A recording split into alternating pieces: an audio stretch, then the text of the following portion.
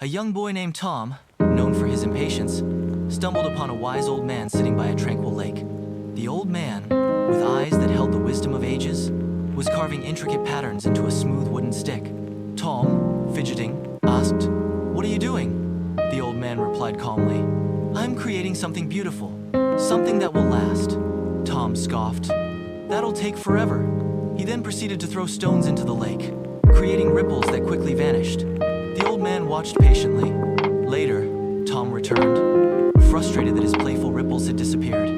He found the old man still carving, his work now even more detailed.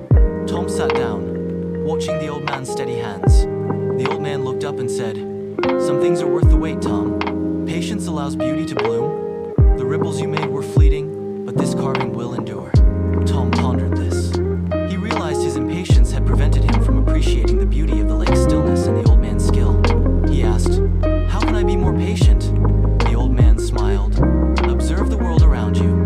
Notice the slow growth of a flower, the steady flow of the river. Find beauty in the process, not just the result."